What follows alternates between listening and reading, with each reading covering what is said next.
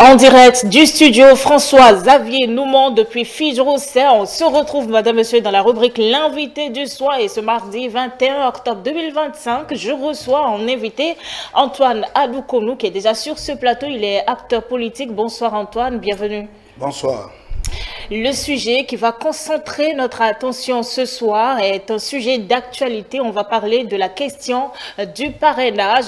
Madame, monsieur, chers internautes, vous avez forcément des points d'ombre sur cette question-là de parrainage avec cette actualité, je le disais à l'instant, de l'invalidation par la Sénat du parrainage du député Michel Sodjinou. Et dans ce numéro de votre rubrique L'invité du soir, on va essayer d'élucider les points d'ombre de ce sujet, n'est-ce pas, Antoine Adoukonou? Bien sûr que oui.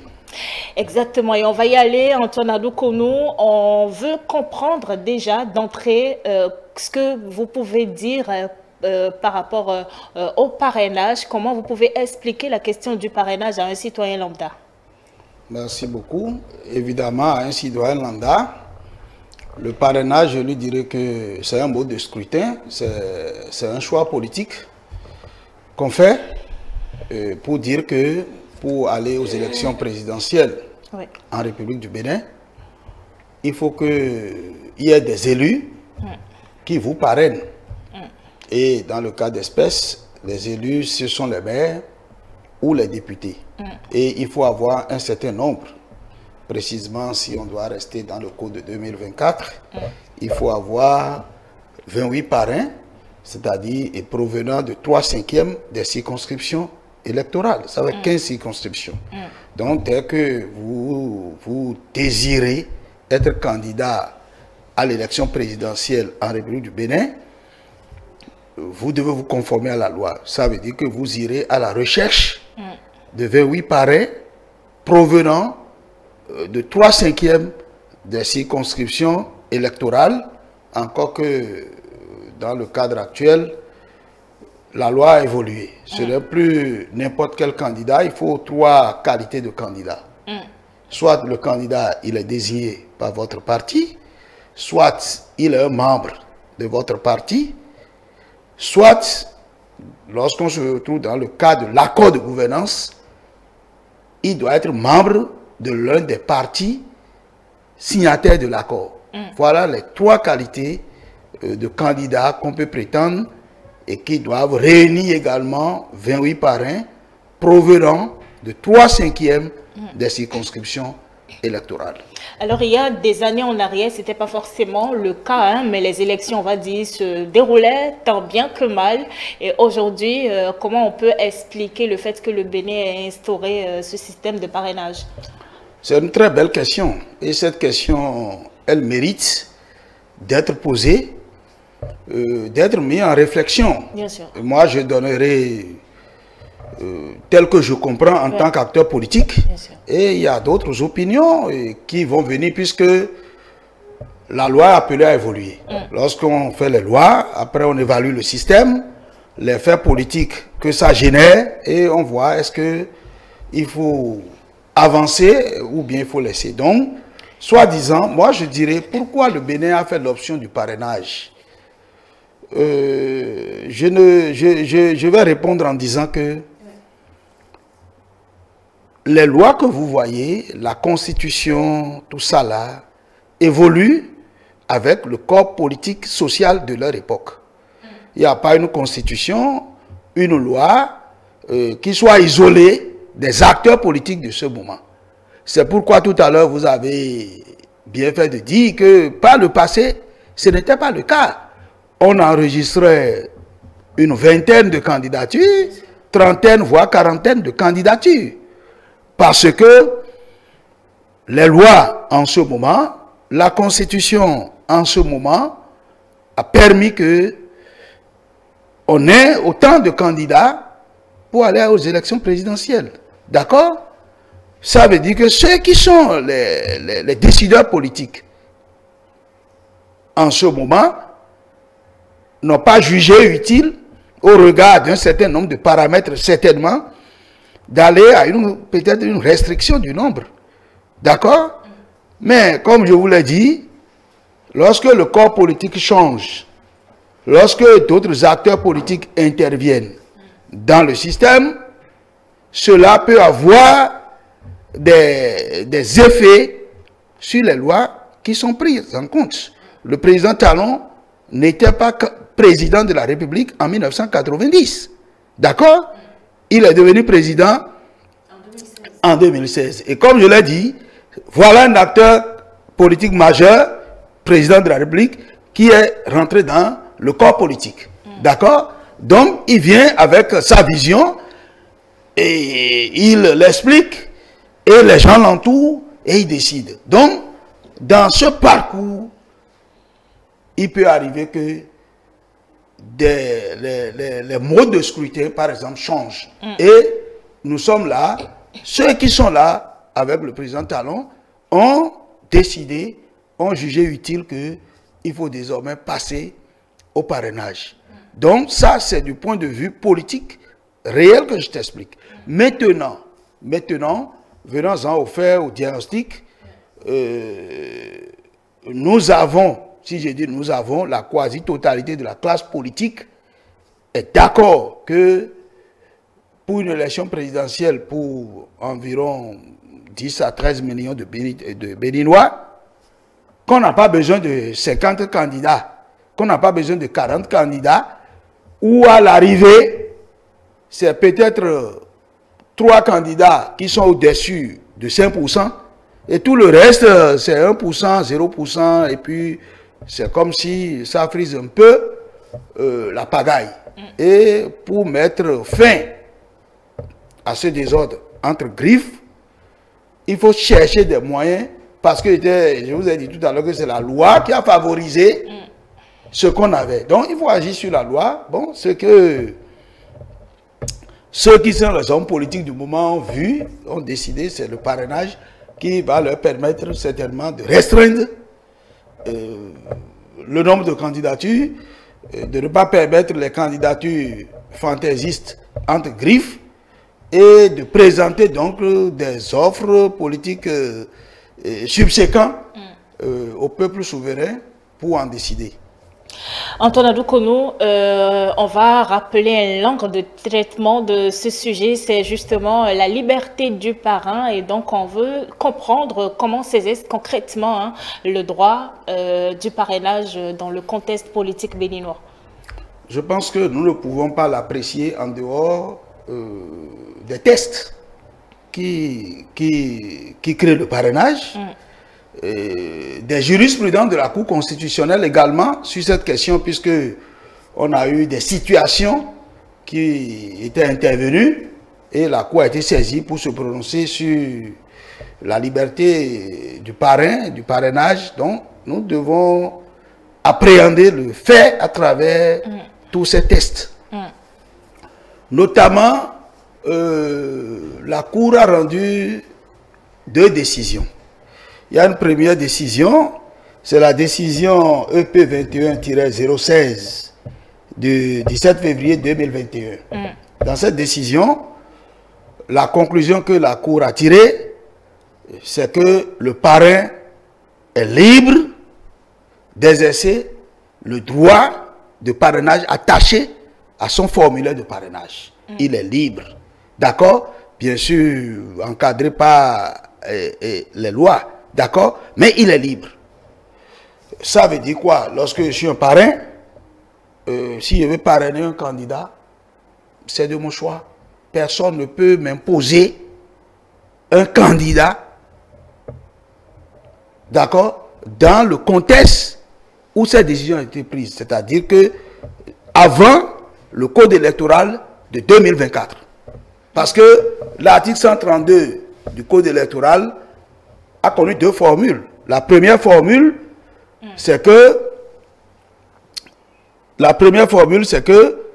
les parrains peuvent aller parrainer tous ceux qui désirent être candidats aux élections présidentielles. Ça, c'est l'article 32, disons, du code de 2019, je crois. Là, si par exemple vous remplissez les conditions, 40 ans, tout ça, là, vous voulez être candidat à la présidentielle, si je suis député ou maire, UP ou BR ou démocrate ou je peux vous parrainer. Et ça là, c'est avec ça là qu'on a fait les élections présidentielles de 2021. Bien sûr. Ce qui a fait que Irene Agossa, Kowe, Corentin, consorts ont eu des parrainages provenant de partout, d'accord, pour aller aux élections. Dans ce cadre-là, la Cour dit, les parrains, ils sont libres d'aller parrainer qui ils veulent. Et dans cette formule-là, un problème était intervenu. Le cas de l'honorable Soui, qui avait remis son parrainage à son parti, et qu'après il dit que il ne sait pas qui on a parrainé, tout ça là. Et les gens ont saisi la Cour. Et là est intervenue une deuxième décision, toujours pour clarifier le problème de la liberté de parrainage. Et qu'est-ce que la Cour a dit? Et ça là, j'entends que les gens interprètent parfois à tort ou à raison. Qu'est-ce que la Cour a dit? La Cour a dit, et là, la Cour fait une petite restriction de la liberté. Il dit, puisque Souya a remis le parrainage, et après qu'on ait publié la liste des candidats, M. Souya dit qu'il, lui, ne se reconnaît pas dans les duos de candidats qui ont été publiés. Et la Cour a fait ce procès-là, et l'honorable Orden Alatati avait représenté l'Union progressiste, le renouveau, pour expliquer comment le parti est arrivé à avoir les parrainages, etc. Et la Cour a conclu pour dire, cette liberté que vous avez pour parrainer les gens, vous ne devez pas en abuser. Et la Cour a expliqué que l'abus commence à partir du moment où c'est après qu'on ait déclaré les candidats que vous venez maintenant dire que vous n'étiez pas d'accord. Alors que vous avez remis en toute volonté votre parrainage à votre parti, ça c'est à l'interne. Jusqu'à ce moment, vous n'avez pas notifié à votre parti un mécontentement, que vous n'êtes plus d'accord. Vous avez laissé le processus électoral évoluer jusqu'à ce que votre parti présente un duo candidat, utilise le parrainage et que la Sénat publie les duos candidats retenus. Et c'est après ça maintenant que vous venez dire non, ça là, il y a abus de la liberté qui est attaché, d'accord, à votre parrainage. Et c'est là où la Cour a dit non, cette liberté, on peut la restreindre à partir de l'étape où elle devient un abus. Et l'abus, la Cour a dit, c'est quand on a déjà utilisé le parrainage, on a publié les duos, tout ça là, en ce moment, vous ne pouvez pas. Vous voyez? Donc, il y a abus à partir de faits bien donnés. Donc, voilà les deux situations que nous avons. Actuellement, le problème n'est pas le même parce que le code électoral a évolué. Et en 2024, la loi même a donné des restrictions à la liberté d'exercice du parrainage. Moi, je dis restriction parce que, conformément au code de 2024, vous n'êtes plus libre de parrainer n'importe qui, comme avant. Dans la loi de 2024, vous ne pouvez parrainer que 3 catégories de candidats. Lesquelles? Première catégorie, un candidat qui est désigné par votre parti. Bien sûr. Il peut ne pas être dans le parti, mais si le parti le désigne, vous avez le droit de le parrainer. Le droit ou l'obligation? Non, vous avez le droit. C'est un droit qui est attaché. D'accord? Vous avez le droit de le parrainer. Deuxième catégorie de personnes, c'est un membre de votre parti. Il n'est pas désigné par le parti, mais il a envie d'être candidat à l'élection présidentielle et il est membre de votre parti politique. D'accord? Vous pouvez le parrainer et le parrainage sera valable.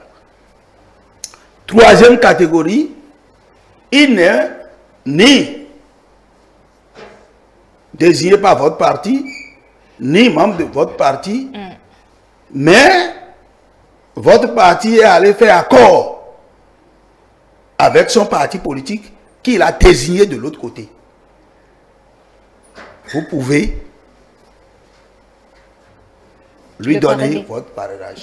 Donc, en citant normalement des catégories de personnes auxquelles on peut donner le parrainage, moi je conclus que la loi même a commencé par restreindre la liberté de parrainage, puisque cette liberté doit s'exercer maintenant dans un cadre précis de duo à l'élection présidentielle. Donc la loi fait déjà cette restriction. Sauf que j'ai l'impression que on a interprété cela en disant que c'est le parti qui a droit sur votre parrainage ou bien que c'est le parti qui parraine. Ce n'est pas ça. Le parti n'est pas titulaire de votre parrainage. Mais le parti, conformément à la loi, vous serez obligé de suivre le candidat désigné par votre parti. Il y a un peu de confusion là. Non, il n'y a pas de confusion. Il n'y a aucune confusion. C'est pourquoi il n'y a aucune confusion. D'accord? Il n'y a aucune confusion. Et je vais vous demander si la loi me dit, si je dois parrainer, voilà les qualités de candidat que je peux parrainer. Est-ce qu'en me le disant, tout en ne m'obligeant pas, on me donne la possibilité de ne pas parrainer? C'est-à-dire, on me dit, tu peux parrainer, mais on ne me dit pas que j'ai l'obligation de parrainer.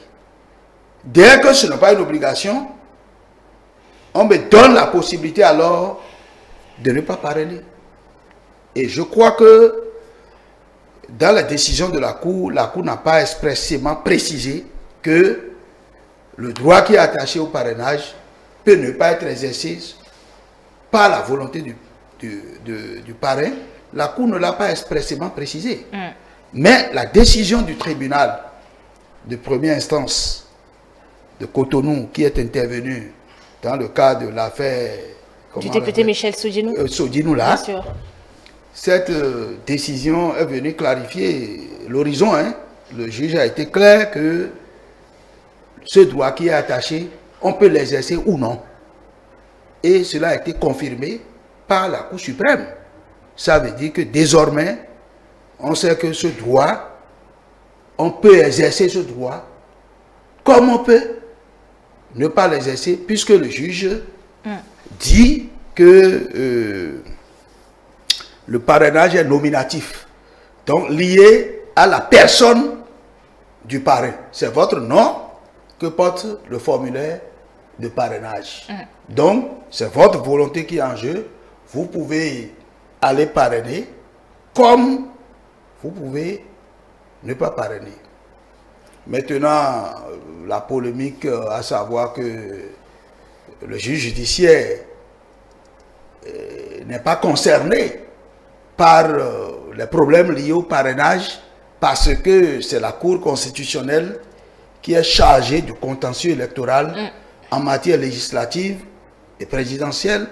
Cette polémique également, il faut faire très attention parce que je vous ai dit tout à l'heure que dans le cas de Soui, la décision que la Cour a rendue comporte un élément fort que j'invite les gens à aller lire la décision pour voir. Dans cette décision, le juge constitutionnel a dit que lorsque les problèmes liés au parrainage, d'accord, sont par exemple, disons, pénals, cela n'empêche pas le juge judiciaire d'intervenir.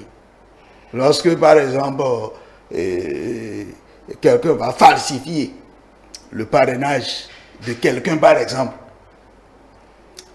cette falsification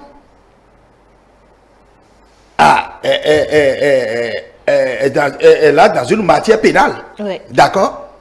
Quand c'est dans le cas d'espèce, le juge judiciaire peut gérer ce cas-là. Le juge judiciaire ne peut pas dire, comme il s'agit du parrainage, comme j'ai entendu le mot parrainage, je ne peux plus intervenir, aller voir le juge constitutionnel. Non, cette décision a partagé, d'accord, les compétences entre le juge constitutionnel et le juge judiciaire. Et quand il s'agit des réfractions, etc., le juge judiciaire peut faire son travail. Et en matière de contentieux électoral, le juge constitutionnel aussi peut faire son travail. Et je crois que c'est ça, c'est pas pour rien que la Cour suprême a confirmé, la Cour d'appel a confirmé la décision du juge, parce que le juge peut, dans le cas de Sodjinou, en matière civile et autres, gérer son cas, et sur le contentieux électoral, la Cour constitutionnelle va faire son travail. Antoine Adoukounou, on comprend qu'il y a des restrictions liées au droit du parrainage, mais ce qui dérange dans le cas de Michel Sodjinou, c'est qu'il ait lui-même donné son parrainage et qu'après désignation du duo, il revient à retirer son parrainage et il enclenche cette procédure, et c'est ce qui dérange. On se demande si ce n'est pas une ressemblance à la situation avec le député Soui, et que si la Cour ne va pas prendre les mêmes dispositions aujourd'hui. Bon, je vous ai parlé du cas de Soui. Ce que je fais comme nuance nette entre le cas Soui et le cas Sodjinou, c'est que pour le cas Soui, on a déjà fini pratiquement le processus au niveau de la Sénat et on a publié les listes. D'accord? Le cas Sodjinou, on est dans le processus. D'accord. Je ne veux pas me substituer au juge constitutionnel. Le débat en procès, ça a été reporté, mais la Cour constitutionnelle va nous situer sur cette question. Mais je pense que comparaison n'est pas raison, parce que les situations ne sont pas les mêmes. Quand je lis la décision du tribunal de première instance de Cotonou, les déclarations que Sodjinou a fait me conforte dans le fait que ce n'est pas le même cas. Parce que ici, il dit, nous avons remis les parrainages et pas discipline de groupe. Je ne sais pas, je m'attendais à ce que, après, la question du parrainage soit posée, que je connaisse les duos en présence et que j'exerce ma volonté pour parrainer. D'accord? Donc, déjà, il y a que il n'est pas, il n'a pas remis le parrainage dans l'intention de parrainer. Il a remis le parrainage dans l'intention de discipline de groupe. Mais si vous lisez la décision de Soui, en tout cas pour ce que j'ai lu dans la conduite des débats, le représentant de l'Union progressive, l'honorable Abdel Dati, a dit que l'intéressé n'a fait aucune contestation jusqu'à ce qu'on publie la liste des duos. Et c'est après que les contestations sont venues. Et c'est pourquoi le juge a dit, il ne faut pas qu'il y ait d'abus dans cette liberté qui est donnée. Sinon, si on le fait, ça veut dire que quelqu'un peut parrainer, on peut publier les duos candidats, et après il va dire non, je ne suis pas d'accord. Donc, moi, je ne vois pas que ça soit exactement le même cas pratique que le cas de Sodjinou. Bon, sous réserve que le juge constitutionnel dise le contraire, pour te rejoindre, pour dire que bon, c'est le même cas. Si c'est ça, bon, on en prend acte, puisque les décisions de la Cour sont sans recours tout le monde s'y soumet.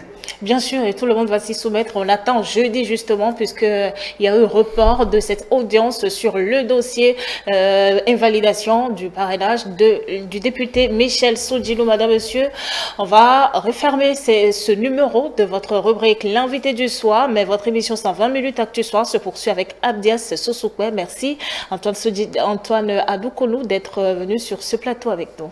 Merci beaucoup.